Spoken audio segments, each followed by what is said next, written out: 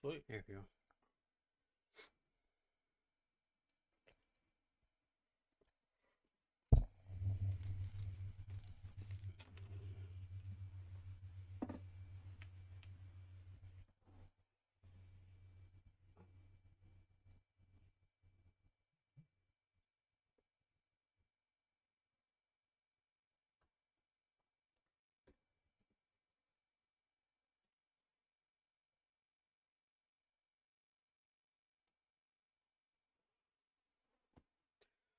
What's up, everybody? Beastman45 Games here, and today we are back with Beast and Bro, and I am Beastman, as you all have seen, This is Zeus. and we're here to talk about American comics versus manga, about their story structures. So we got the manga styles. There, that's from Demon Slayer, and we got the comics style right there, just Moon Knight, the Jed McKay version of Werewolf by Night, which I read and was a bit let down on that version compared to the original. And we're going to talk about the story structures, how they compare, which one is easier to get into. We're also going to talk about the many retcons and story changes that comics go through compared to manga, and also main characters versus side characters, and which one in the story can appeal the most in a story. So, which one you want to talk about? We're gonna Uh, start with story structure first. yeah, we can start with that. That'll kind of get us into talking about certain ones and everything. So we can do it like that. All right. Okay. So the story structure of manga is like very simple. It's like basically created by all one writer. Um, this one is by story and art Koyoharu Gotoge. He did Demon Slayer or Kimetsu no Yaiba, which is what it's called. And he created everything like that's all Demon Slayer, which there are like two books that he did that are focused on two of the side characters, which is Giyu and Rengoku, which is two of them are one of the Hashira members of the Demon Slayer Corps. But those are optional. They're not like mandatory or anything. They just give you a extra backstory on those characters. And whereas with comics, that's a whole other rabbit hole down there.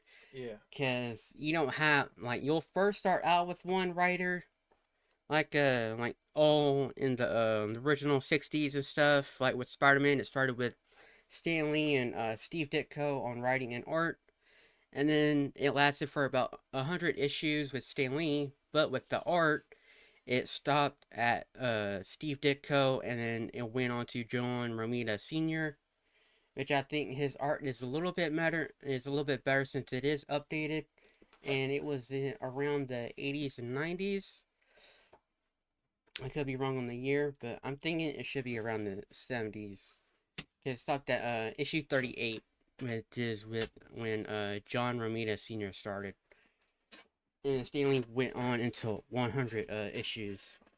And then after that, they went on to Spectacular Spider-Man, which is the other one is just called Amazing Spider-Man. And then after that, they did like a more personal story into Peter Parker's life in his college years, which is called the Spectacular Spider-Man, and that focuses more on like Peter and Gwen Stacy's relationship, and that whole thing about the Amazing Spider-Man movie, which is the second one where Gwen Stacy's death by the Green Goblin is revealed, and that took the whole comic book readers by Spider-Man by storm, because it was just a devastation of a relationship, because it was so genuine and real, and that was before Peter Parker ever met MJ, which MJ was mentioned in the Amazing Spider-Man, not the movie but the book, around, I say like a, a few issues before the Sinister Six, which she's not seen yet, but Aunt May she gets a call from uh from Mary Jane's mother, because Aunt May was like got into the hospital because she had a heart attack, and so Mary Jane's mother was going to take care of Aunt May for a little bit, and then but Aunt May didn't know that Peter Parker was actually seeing Betty Brant Me first. love you long time. Me so horny. What's up, Kevin? So man. um, yeah, so uh, Peter Parker's first relationship was with Betty Brant, who's a receptionist at the Daily Bugle, to J. Jonah Jameson.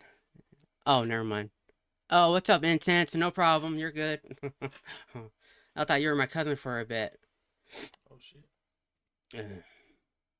Yeah, so he's had relationships with Betty Brant, Liz Allen, uh, Gwen Stacy, and then Mary Jane. So anything that you see in the movies that focuses more on Mary Jane, they're just going by the popular, like on what was most popular at the time.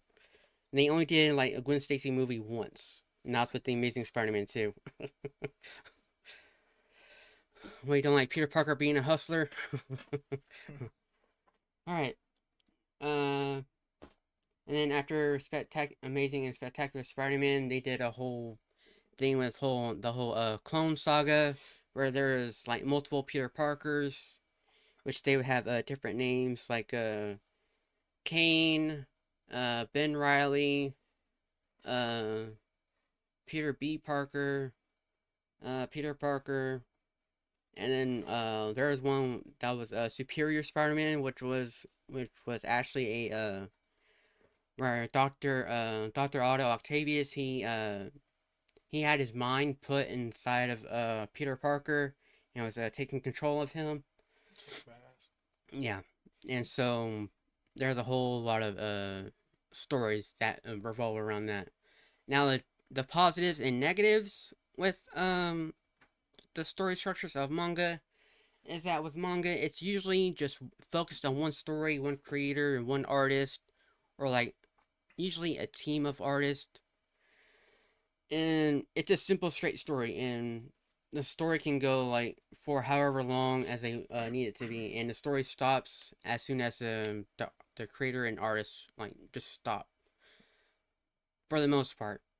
And then for the comics, they have a lot of retcons, like redoing origins of certain characters, of how they became a hero in the first place, and then you have spin-offs, and you have crossovers, and then with DC, you have multiple retcons because the whole the crisis stuff, like you have a post-crisis and crisis on Infinite Earths and a whole other stuff.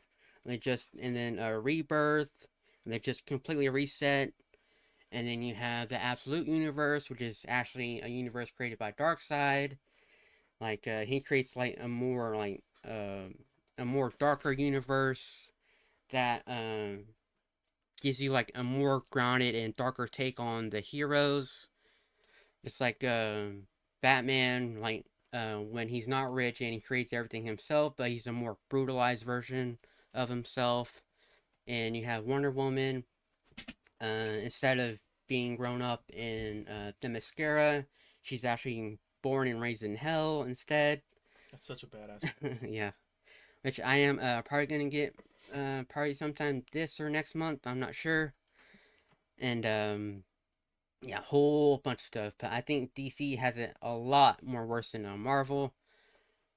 And then you have going back to Spider-Man again. You have Ultimate Spider-Man, which is more in his more personal school years, and it's a bit more faster pace because you meet a lot more of the side characters faster, like Gwen Stacy, Eddie Brock, and other characters. You meet them faster. And then in the Ultimate Universe, You also have like where Peter Parker actually died, and some kid named Miles Morales, which was created in 2011. The little black kid. Yeah, black and Latino. He's Miles Morales, which Peter Parker gave him the permission to be Spider-Man for some reason, which makes no sense because Spider-Man is Peter Parker's persona since they're both different. It's because Peter Parker is more of a loner type, and he's not really around like many people, and he likes to do things on his own.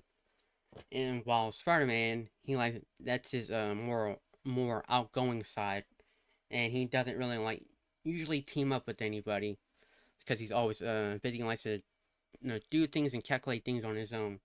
Which in the Amazing Spider-Man, he does run into the Fantastic Four, which is mainly Johnny, like Johnny Storm. He comes and helps him sometimes, and then sometimes I've just recently read that with when he was fighting Goblin, it was at a whole circus fighting the Ringmaster, which Daredevil came in because the whole story was that there's a Spider-Man club that Flash Thompson actually started because Flash Thompson is actually a bully of Peter Parker, but his whole role model is actually Spider-Man, which he doesn't know Peter Parker is Spider-Man, so that makes the things a little bit complicated, which is going to be weird for him to find out. And so they start out like with the whole Spider-Man club, and then they go to the circus, which he thinks everybody's going to be there, and Spider-Man shows up, and then the Remaster is involved, and he hypnotizes everybody, and then takes control of Spider-Man for a little bit, and then Matt Murdock, Daredevil, he's in the crowd, but he doesn't get hypnotized because he's blind, so he can't see the spiral on the Remaster's hat. That's fucking And Matt is like, I wonder what's going on here. Everybody's staying all silent and stuff. And so he goes to find out that everything isn't quite what it seems. So he helps Spider-Man. They usually like fight each other first, but I think the whole problem with the whole the Sinister Six storyline is that there's a whole bunch of cameos from other Marvel characters that you don't know about yet, but that are popular, but they all revolve around like Spider-Man's universe. And then they have you like there's like a little reference like at the bottom saying like for more about the Fantastic Four team or more about Doctor Strange, which he does show up like barely as like his ghost form, but he doesn't fully appear. And it'll be like, here, read this issue on like Strange Tales, Doctor Strange. Read this on Fantastic Four and stuff like that, which I thought was like kind of weird to introduce that in a whole Spider-Man story, which is mainly focused on him. But yeah, you get stuff like that, which I think is kind of a problem, you know. It just feels a little bit overwhelming for when you first get started. Tell me about it. Yeah, because you're wondering like who are all these like random heroes that are popping up. So I thought that was a bit overwhelming in the Spider-Man Sinister Six when it's supposed to be focused on him. And then with manga, like just simple, straightforward. You don't have crossover stories. You don't have like what if scenarios like Marvel and DC has, and where Marvel they have like Marvel and DC they do have crossovers with their heroes. Just like recently, there's a Superman and Spider-Man book that came out, which is getting really popular right now. And they thought during that storyline, there was also like a Spider-Man 2099 and Batman Beyond crossover. And then you have Superboy and Spider-Man crossing over. And you have all that other crossover. And then you have the Spider-Verse from that movie. From the Miles Morales movie, which is there's two of them, supposed to be three. The third one got delayed. I don't know when it's coming out. But I really didn't enjoy those pretty much. Because it wasn't what I was used to. And I don't see Miles as Spider-Man because he's not really his own character because he's trying to look up and be like Peter Parker. But if they did something different with him and have a different name, then I'd be totally fine with it. You're just mad he's black. I'm just fucking. I'm just playing. I'm just playing. Right. I'm sorry. You're good. No, yeah, all of that shit gets too. That's the one thing. After me just getting into comics myself, um, my biggest problem. I didn't bring it with me, but uh, I had really gotten. I found a couple of Team Titans that I was like really liking, but man, they go from all these different points of views, and then they go left and then go right. It is overwhelming, and that's there's a bunch of comics that do that, which I think that's why even though I've read more comics than I have manga, I think I've only read one manga, and it's the Spy Family book. Um, but I mean, aside from, I think I like it the it's more simple. Like there's a simplicity to the manga that you can stay on the story, and the story can just keep going. And you can kind of jump in, like especially if you've read them before, you can kind of jump in and know where to go and what to look at and stuff. Man, with comics, you can think you're getting the next issue and it be some completely other shit. And then but that's why I like these ones right here. I was just reading these right now. I just finished the first three, but it says, oh, wrong side, right there. It says the one of the, like, it makes it pretty easy to that's what I like. I like to read things like in order. I think I said that last time, but so when it comes to that, it's fun. But I do like the fact that they do branch off, because like this wouldn't have been created if it was a manga, because they're not gonna cross like the Planet of the Apes with the Green Lantern. They're not gonna do that cross. So you do have more variety, and more to keep you like entertained, to keep going and stuff like that. But as far as the, like, if you just want to jump into something and you just real quick and easy, I think manga's probably better. And it can be a little easier to read, I think, because sometimes depending on who does the comics, it can get a little jumbled and you don't know where the one side is, like you don't know how to read it. It took me a minute to try to figure out like kind of how to read it, and some people, they just kind of go off and do their own shit, and it makes it kind of like hard to understand. It kind of brings you out of the story a little bit. um but as far as the art goes, I do like the more colorful art and stuff like that. Manga's usually black and white. Man, I would like to get a series of manga that's like in color, like full color, kind of like a comic, but keep the whole tradition of, like, in book form, like everything the same, just with color. If I could find a good series like that with color, that would hit for me on both the best of both worlds. They You did know, that one. I mean, yeah, I don't know much about, It's just very rare. but yeah, it'd be cool to find something like that. Because I do like that story form kind of thing. But um, I do like how, like, they go through all the different worlds. Like this one right here, Taylor got me this for my birthday or Christmas. I can't remember which one. I think it was for my birthday. But it's, I mean, you could tell it's a whole different Conan, and even the uh like the writing and everything. I've seen excerpts and stuff like that from other Conans, but this one right here is just like the art style. I really like that kind of like dark but colorful art style, man. It's sick. And this one has like a bunch of Vikings and shit like that in it too. So, but this one's really badass. Yeah, that one's actually a remaster. But I like it because it uses a character that you love and creates more variety with that character, which is what manga isn't. It's not what it's for. And so I guess they do have both of their place, but, and I couldn't really tell you if I like one or the other better. I kind of like them both. Um, but uh, I do need to read more manga for sure. Uh, I like the backwards ones, like the traditional, where you read it backward. It's just something cool. I don't know. Read from right to left. Yeah, the right to left thing I do kind of like. It keeps you, keeps you on your toes and like breaks the monotony. Because I read regular books too, like books from the other side, left to right, and so it kind of breaks up that monotony. It's kind of cool.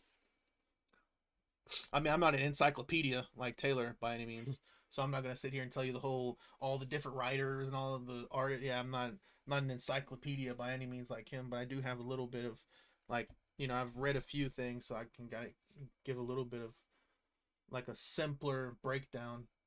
But Yeah. Um, I did start reading this version of Moon Knight, Werewolf by Night, Jed McKay edition, which they do have a retcon of Jack Russell as Werewolf by Night. They changed the story to this one to where uh, uh, Jack Russell is actually some type of cult member of werewolves, and he got his werewolf curse from the Darkhold, which doesn't make sense because it mentions none of that in the original. At least from my knowledge, I'll have to read the original, but just from the classic comic, it says he got his curse from his father, and then there's like some other thing from some type of voodoo cult, but they called it like something completely different. It's from like some type of African tribe from where the curse came from, and then they mention how he has a daughter named uh Diatisha or something like that. Diashe. I can't remember. Yeah, and here he looks badass though. More like a long bearded instead of like no beard, just clean cut. Right there. That's him now, compared to like the original. And in this one, he's actually more focused on Mr. Knight form, which is one of the costumes of Moon Knight. That's more of his investigative style, and he works with I think her name is Reese, but she got turned into a vampire, which this is part of the Midnight Mission run by Jed McKay. Oh yeah, there's his daughter right there. She got kidnapped by Jack Russell, and Jack Russell wants to have her eliminated because her blood is with Moon Knight, and Moon Knight is a part of Khonshu, which they tie the whole his curse, his whole blood curse being a part of Khonshu, which makes no sense. Which I think I found it pretty dumb to have a retcon of. The combat is pretty good, but I like the other versions better. But it's a bit underwhelming for me. And the whole retcon with Wonder Woman, which I'm reading right now, which is the George Perez version, which was in the 1980s. Which yeah, they all have their different styles. The one before, I think George Perez, there was more like a more message in like domination and bondage and stuff, like a lot of ropes and chains. And whereas for this version, it's more like her being a hero and finding out herself within the Themyscira, within the Amazonians, how she's different from the rest. And there's two different origins of her. One being born from clay, which is the one I have, which she's a part of Themyscira, of course, and her mother is Hippolyte or Hippolyta. that's a badass name. Yeah, and she was also the original Wonder Woman for the JSA, which is the Justice Society of America, which had the original Justice League members like Wildcat, Alan Scott, Green Lantern, um, and Jake Garrick, which is the very first Flash, and then I don't think they had a Batman in that one yet. Yeah, and then there's another one which I'm fine with because it makes sense with the mythology, which is going to be her being Zeus's daughter, which I'm totally down with because it doesn't mess with the mythology because it's all like Greek and Olympian based. So I can go about her origin either way. I don't have the problem with the absolute version where she's like born and grown up in hell, which still stays in the mythology. It's just like a different pantheon, which is like Greek. Yeah, it's still Greek. Greek and Olympian is just set in a more darker tone, and she still has her lasso and gear, and she still fights monsters. Which in the original version she fights gorgons like Medusa, and then in Hell she'll fight like some more like demons and Cthulhu type of figures and enemies. So I can go about either way. So yeah, and the whole thing with Spider-Man having like multiple different Spider people just makes no sense because I think it breaks the originality of and uniqueness of Spider-Man himself, and having other Spider-Man like being comparable to him and being similar to him. I just think it's a really lazy idea because I think there's only should be only like one Spider-Man in general. And when you keep making the same thing with just subtle similarities, it no longer has become original anymore. And they made a whole thing about like there being a spider god and a spider totem, which is a whole bunch of nonsense. And yeah, they do. Marvel has a lot of crossovers with like DC. Um, I think there's a Justice League versus Avengers type of series or run. I think you get more creative freedom with comics. Um, but there are times where you get like writers that don't know anything about the character at all, and they do their own nonsense, and sometimes they'll insert themselves into the character or other side characters, making sure they get the spotlight they think they deserve without paying attention to the actual story of the hero. And with manga, it's just more simple. It's more straightforward. Now with anime, it's a completely different story. You'll have like anime that can go well with the manga and it ties everything together. You have like another anime series which takes some liberties from the manga, but then it'll like completely like either make them overpowered or make them act in a different way. Just like how there's like Full Metal Alchemist and Full Metal Alchemist Brotherhood. I think Brotherhood follows the manga like specifically, and then you have with Hellsing. You have Hellsing, the original anime. It's loosely adapted. You have Hellsing Ultimate, which is mainly focused on adapting from the manga itself. Then you have Trigon, which I have the DVD of. Uh, uh, which I've heard the manga is not very well written, but the anime is much different and better. And you have two other iterations of Trigon, which is like there's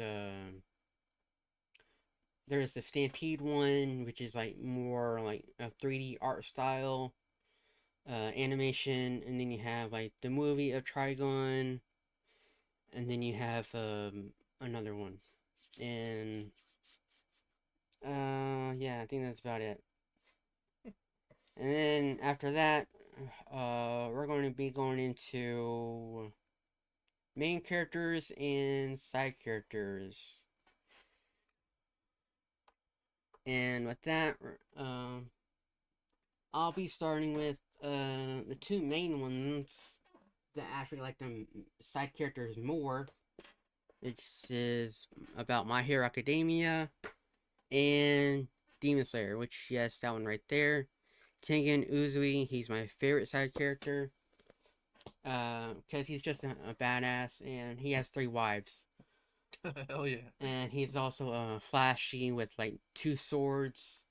that's on a chain. It's kind of like nunchucks but swords. And his whole like breathing technique has to do with music, and I enjoy music, which I thought was pretty cool when he fought Gyutaro and Daki, which is like a brother and sibling, brother and sister type of relationship, and they were both demons, and he defeated Gyutaro in a huge big battle, which Gyutaro poisoned Tengen and had to get his eye removed and his arm amputated, and just a whole big battle. And in the Hashira training arc, he's got like long hair now, and he's more I wouldn't say he's more relaxed, but he's more strict because he's training future Hashira members, trying to train them to fight other demons, and I just think he's an overall cool character. And I also like I'll have to get the book of it. I do have his book, which is this cover. Which one is it? Oh, number 4. Yeah. Oh, yeah. I just the deal with the boar head, the boar mask. That is Inosuke Hashibara. He has like dual like saw swords. He's like very aggressive and blunt with what he does. He makes like a lot of quippy jokes and stuff. He's more like the comedic angry type. This one here? Huh? No, that's that's the main character. That's Tanjiro. Yeah. Oh yeah, Conjuro. Yeah, that's right. Yeah. Above. Yeah, right there. Oh, dude, he looks fucking bad. Yeah, that's Inosuke. Oh shit. Yeah. I haven't got that far in it. I've been watching the anime. Yeah. Yeah, I haven't got that far into it yet. You got right here all the side characters right there. You have oh, here we go. That's Inosuke, Zenitsu, but he's kind of a pervert towards the oh, what's her name? Fuck, I can't believe I got her name. Oh, Nezuko. That's Tanjiro's little sister. Yeah. How do you? What the fuck? What? Yeah, I know. That's weird. Yeah. Look at Asians and their little girls, bro. Yeah. Well, they're all kids anyway, too. Oh, okay. Well, that's good. Yeah. They're all like teenagers, and I think Nezuko's a little bit younger. I like Nezuko though, cause she's real quiet, but Yeah. she'll just pop up out of nowhere. Well, and yeah, fuck because up. she's a demon.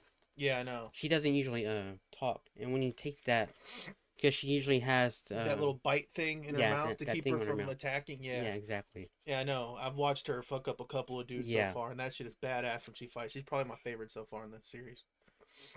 And then you have Sakonji, which is the one that was taking care of Nezuko as she was sleeping. Which he's right there in the Tengu mask. That's the one that was training Tanjiro, right? Yeah.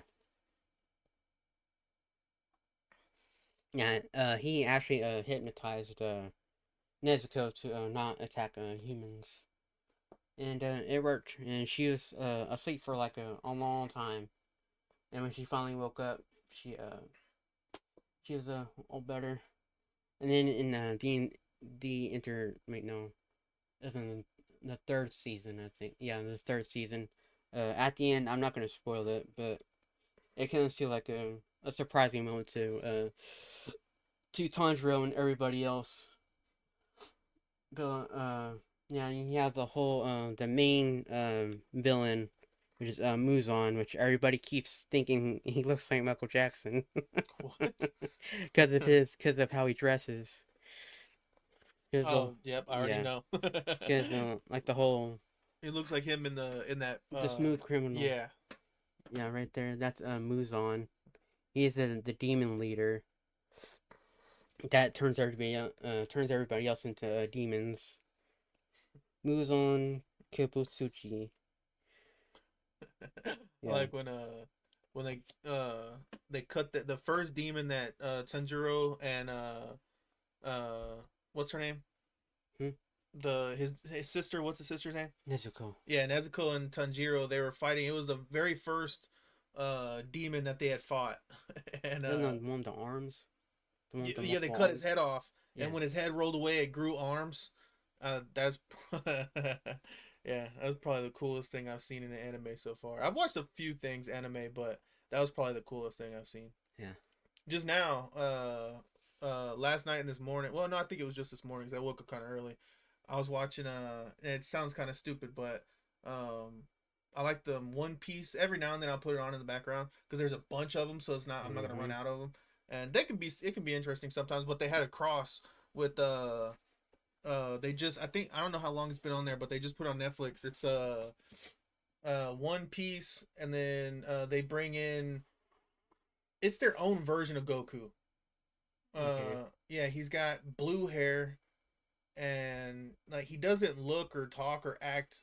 Well, I don't know if he acts or not. I wasn't a huge Dragon Ball fan, but they have him come into there and like into the little like their own little mini like 6 episode series or whatever, and they're on an island where meat grows on trees, and there's like uncooked meat that tries to attack you. It's pretty stupid, but man, that's it had me wanting to watch it though. It was kind of fun, you know. But yeah, it was weird seeing Goku in the uh when you go to the picture, like the main picture, like the little I guess you call it a thumbnail or whatever of the show. It shows regular Goku, but then when you watch it, it's not Goku. It's somebody else. Yeah, it's weird, but it's kind of cool though. Kind of interesting. I like that how they kind of switch up their characters. You know what I mean? It's Yeah. kind of like a because it's so long and there's so many of them. They switch up their characters, kind of like a comic. Like there's so many. Like they have all these different like off episodes where like like other little like mini series within the show where like they cross in a lot of different people and stuff like that. It's actually kind of cool. It reminds me of how comics work, like where it's not just like one steady show going forward in emotion. It's like there's a bunch of different shit going on, and so that seeing that is actually kind of cool because it breaks up that monotony. I mean, some of it kind of sucks, but some of it works sometimes. And then back to side characters. For My Hero Academia, I'll have to get one of the other books that actually shows more of the cast. But one of my favorites is Shoto Todoroki. He has both fire and ice powers. Um, he's really like quiet and reserved, but he has like a abusive father. Cause he's he he's in a more like a family that actually has more control of their powers, and he just wants Todoroki to be like more in tune with his powers, because he wants him to go into more of the fire side. He uses more of his ice more because of his mom's side, and he has like a burn mark like around his eye, and it's because his mom accidentally burned him with boiling water on accident, and so throughout the show he's been like scared to use his other form because it reminds him of his abusive father, which is his hero name is Endeavor, which he's considered to be the number two hero compared to All Might, which is like their version of Superman. He always has that catchphrase, "I am here," whenever he goes in to save the day and take people out. Um, Can I see it? The yeah, Sorry, thank you. Let me find the other. Oh yeah, get just some of those. How many of them do you want? Just 2. These ones? Yeah. Oh.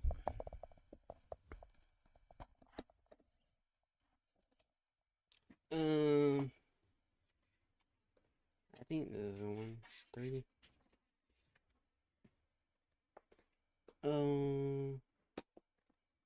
Is it this one? Yeah. So there's this one, and I think it was season 5, probably. Oh, here we go. Here's all the characters. Anyway, the show is about, it's kind of like X-Men, but in a school. Well, X-Men is in a school, the Xavier mentioned. But like the whole academia type of thing, the UA, that's center like on the story. It's basically like the whole world is where like everybody has like a certain quirk. So like almost everybody has a superpower except for Deku, which is the main character of the My Hero Academia series, which he has no powers, but he tries to do the best he can without powers, in which he actually proves himself to save one of his childhood friends, which actually bullies him because Bakugo, which is the blonde hair guy, he has natural glycerin sweat, which it makes him have explosive powers. And you have Deku right there. He's got no powers. And when Bakugo gets trapped by a huge slime monster, Deku actually manages to save him because he risked his life. And All Might saw that and decided to tell him that his powers aren't also original, because there's this one villain. I think his name is All for One, which is a guy that can absorb other quirks' powers, and he can distribute them to like anyone that he chooses. Which he gave it to All Might, which his main name is All for One. He's got like all the powers, basically. Not like everyone's powers, but like just um more like the basic and strong, more important type of powers, like super strength and speed and stuff like that. Kind of like basically like Superman, though he doesn't. All Might, he doesn't have the whole like heat vision or like elemental stuff. He's more of the physical brute. It's like just to like have super strength, flying, and speed. That's pretty much about it. And yeah, I like Shoto Todoroki because of his dual powers and his backstory. And I like what's their name? The guy, his name is Ida, which is his last name. He's like their version of Flash. Except he has like his quirk is that he has actual engines built into his legs. Where is he? Where is he? Yeah, he's usually wearing gloves. Oh, there he is. Tenya Ida, right there. Look at the button there, right there. Tenya Ida. Which he actually he has a brother that was like a good hero also. That's just the same thing, but he stopped being a hero because he was in a critical condition, and so he got inspiration from his brother to be a school to be a hero and attend the UA class to train to be a better hero, to be like his brother. And you have Shoto Todoroki right there, which he's my favorite right there. And yeah, he has the burn mark right there. And then his brother is actually a villain, which is named Dobby. And they have a whole a whole dispute about like good versus evil, and how Todoroki like never really fully utilized his power, and Dabi did, which he utilized more of the fire power, and the whole backstory behind him as of how he got evil is pretty sad as well, because they were both abused by their father because they couldn't control their powers well, and Dabi was more of the outsider and like troublemaker because he always wanted attention but couldn't really use his powers very well. And uh and then this type of stories like the Demon Slayer and the My Hero Academia, they're called shonen. That's what the genre is called. Like the whole shonen anime, the more like action heavy and hero type of stuff. It's called shonen. And the problem with that, the problem I have with their main characters is like they're like way too sensitive. I think they're like with their emotions. I think they're like more I think they're more too positive about everything. And I do think they do cry a lot sometimes. Oh, Yeah. And then like when something bad happens to them, they just like shake it off with like no uh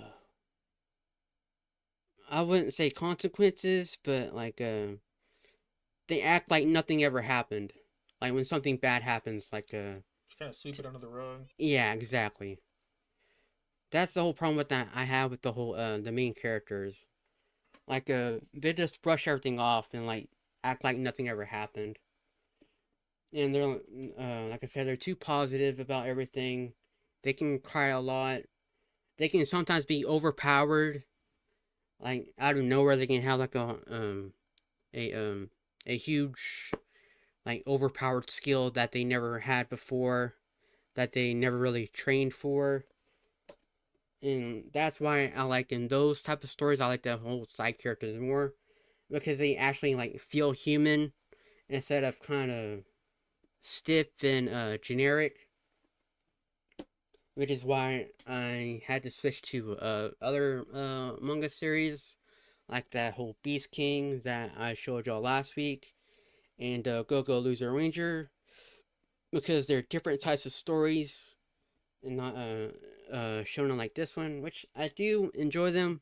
I just enjoy their the side characters more, and yeah, that's my whole stance on main characters versus side characters, at least in the shonen uh type of genre of their stories. What about you? Yeah, the I was reading the Black Lantern or the Black Lantern, the Green Lantern and Planet of the Apes. The I'm not usually one for villains, like one to like really like villains, but for some reason they do make the the leader of the monkeys or the apes. He get pissed off. I call him a monkey. Uh, I can't. I think it's if I'm not mistaken, it's Cornelius. From the Planet of the Apes. Like they actually use a couple of the real. So this is him. Um, after see what the whole premise of the story is. Cornelius is going out looking. He sees something go like something happen like the kind of like a like kind of looked like a bomb that happened or something like it created a crater, and he goes and looks in the crater to see what happened. He thinks it's like another weapon because like there's a bunch of shit going on in their little it's called the Forbidden Zone, um, and so there some shit's going on, and he thinks it's like some kind of weapon that was launched down there. So he goes to kind of observe it. And he finds this ring, and the ring is where's it at? Right there. He finds the ring, and pretty much he wants to go analyze it because Cornelius in the movies he's a scientist, and so kind of like a scientist kind of thing, like of the apes. He's like the more softer one, kind of the level-headed one. He's not one of the militarized apes that like hates the humans and shit. He likes the humans. He tries to help them out. Mm-hmm. And so um he ends up finding this ring. He takes it to his little lab or whatever, and he looks at it and then realizes that it reacts to something. He's trying to figure out if it reacts to emotion, if it reacts to his voice, because it starts to like, you know, gleam up or whatever. um so he puts it on, and he becomes like, he, you know, he's the peaceful one. He wants peace. And so now he's pretty much trying to use it uh as to try to broker a peace with the other apes and shit. But then, you know, the what's his name, Jordan, Hal Jordan, he falls down from, or he comes down because whenever Cornelius puts on the ring, figures out that something's going on. So like they get like this little flash or whatever. So Hal Jordan goes down there, and he comes into the atmosphere, and it sucks out the power of his ring. And so he gets kidnapped by the apes and shit. And now Cornelius is trying to figure out, like, Cornelius doesn't know that he ended up down here. And so, but now he gets too powerful, and he seems like he's like going to be a bad guy. Cornelius does, but he just really just wants to bring peace. So he kind of does things like, you know, he's a like a peon kind of, you know, like he's very shit on by the community and everything. They don't like him because they think he's too soft and likes the humans and shit. Did So you that, say he's more of a pacifist? yeah, that's the word I was looking for, a pacifist. You know, he's like a pacifist. And but when he gets the ring, he tries to, it looks like he's being an asshole, but he's really not. He's just trying to fight the other apes to keep them from, you know. And the whole thing is the ring. Well, the color of the rings are based on different types of emotions. Yeah, but this one is, see, this ring was created. I don't know if it was created. It was created by the hires, like these like little these guys right here. Yeah, that's the OA. Yeah, the OA. It was Yeah. yeah. So some of them a long time ago created this ring and realized that the ring um is like way too fucking powerful. Yeah. And so they pretty much go to an alternate timeline of like a Earth's alternate timeline, which happens to be the timeline where there was never any kind of superheroes or anything. So the kind of like ours, and ends up they go into nuclear war, and it like runs down, you know, the Planet of the Apes. What happens to the Planet of the Apes? We go to nuclear war, like blows up the world, or not blows up the world, but like kind of like is like a all fallout. And then the monkeys are the ones that become sentient, and the monkeys are the ones that become like the humans, and the humans are the lower race or whatever. Well, because it's a different timeline, it's kind of hard to get to. Like there's a specific way to kind of get to that Earth, so that's why they put the ring there. They hid the ring there. But then Sinistro, which is where this is all coming from. Sinistro is actually badass in this book. I mean, he's still a dick, but he comes in, and I don't know, he's just about business, you know. And I don't know, I like the way he looks in the comics, because I haven't read the other comics, but I just love the way that he looks in the comics. They do a really good job with him. And but yeah, he comes in, and he's trying to get the ring, but Hal Jordan is also like, it's pretty much like a race to try to win over Cornelius, which is really the whole. It's like a race to win over Cornelius, to try to pretty much persuade him to either side, you know, good or bad. Pretty badass. But I like Cornelius though. He's pretty cool. But the ring does start to take him over, which is kind of bullshit. Yeah. I hate that. But I mean, it keeps you on your toes though. It's pretty cool. Yeah, well, that's the whole point of the yellow ring. Yeah, that's who they were fighting at the very beginning. Yeah, they're fighting Hal Jordan. Yeah, Hal and his team. They're fighting against they're fighting the red one, the red lanterns. Yeah, the red lanterns right here.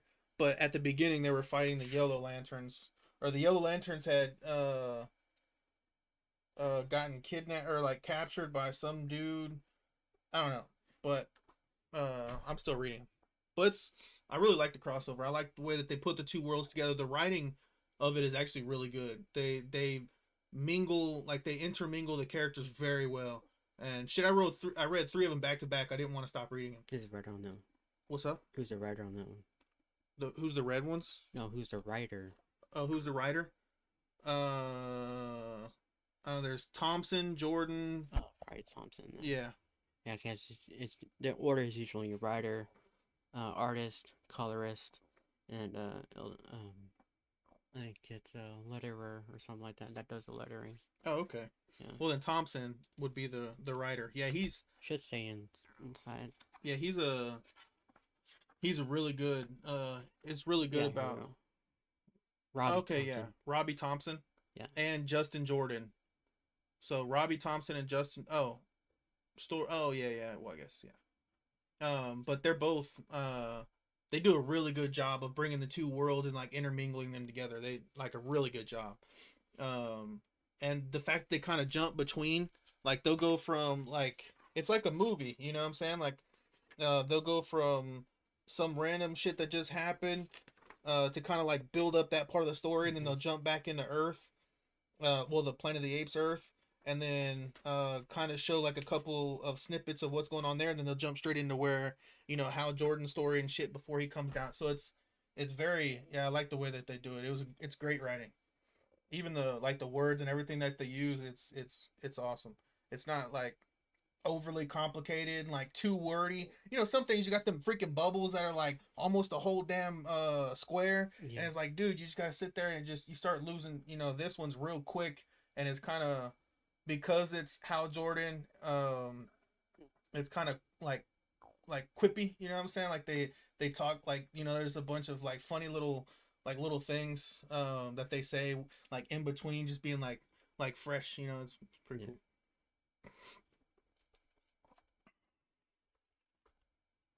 But that's about all I got.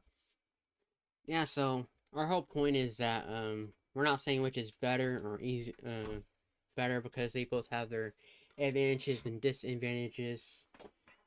But like I would just say go with whatever you like to read. And that they both like have they both have different genres that you can go towards, basically, except comics will have a more spectrum of what you can get into compared to manga. Because like comics, they like to do crossovers, retcons. They'll even do like resets of like of number ones of like of main stories, like how there's like Amazing Spider-Man that started with Stan Lee and Steve Ditko, and then like they'll do a reset and have like a new number ones, like they'll have like Amazing Spider-Man number one again, but that's just for just to get a boost of sales, because usually when you have a number one, it'll boost a sale, because it'll be more high demand and stuff like that. Even though they're gonna have like I think soon there's gonna be a 1,000 issue version of Amazing Spider-Man. And so you'll get like a whole bunch of crossovers, retcons, all that stuff in comics. And in manga, you don't have any like resets, multiple writers writing the same story. It's basically tied to one author and one artist. The only thing they'll probably do with crossovers would be like outside of the books. And that's more of like it's mainly in like mobile games, video games, and anime, and some other more media, like entertainment media, like visual media, of what you'll get like more like crossovers with. That can sometimes stay true to the character, and sometimes it'll go in a completely different direction. But I'd say if you want to start reading like these types of comics, which they're both comics, it's just that manga is just the Japanese term for comics, basically. Just like if you see a American comic in a comic book store in Japan, they'll call it a manga, because that's their term for comics is manga. Yeah.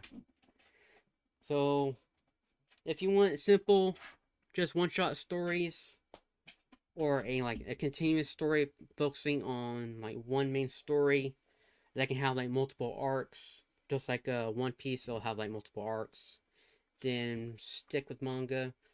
If you want more outside of the box crossovers, multiple versions, um, then go with comics because you won't have like any crossovers or like what if scenarios of like um of like what Zeus just read, the whole Green Lantern cross with Planet of the Apes, because you won't get anything like that with manga. Yeah, you won't get tired of comics. There, you if you like the hunt, like some people like the thrill of the hunt when it comes to Yeah. certain things, and if you're the thrill of the hunt kind of guy, then comics are your thing. Yeah. You know, they're gonna keep you hunting. I've already caught myself trying to fill out the rest of all the ones that I have. Mm-hmm. You know, like trying to get them from like point one to point B, and then you can go off in your little, like zig and zag into different universes and stuff. There's Yeah. definitely you're not gonna get tired of it, Mm-hmm. and you're gonna see things that you didn't even know were possible. Yeah. So yeah, it's really cool. So yeah, I think that's about it for today. In next episode, I think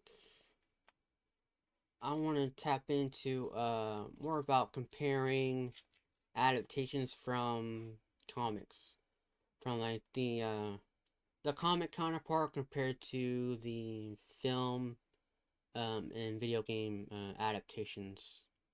What do you think? It sounds good. Yeah, and add a little bit more anime in there too. Yeah. You know, like the little yeah. So Yeah. yeah, I think that'd be kind of cool, and I'm really interested. Yep. Sweet. All right. Well, that concludes the episode for today. That was a Yep. good one. Yep. A lot of information. Yeah. Heck yeah. Fucking encyclopedia over here. Oh yeah, I forgot to mention that the whole your Conan book was like based off of like the whole Savage Tales and black and white version, just remastered in color of Oh what yeah. of what you have. Yeah, dude, it's freaking awesome. Yeah. Yeah, this is probably my favorite comic so far. Aside from maybe Fury, but Fury, there's so many of them that yeah, this one's all in one, so I like that. But yeah, so far this is probably my favorite. Yeah. Sweet. All right, we will catch you all next week. Yep. Catch you on the flip side. Peace.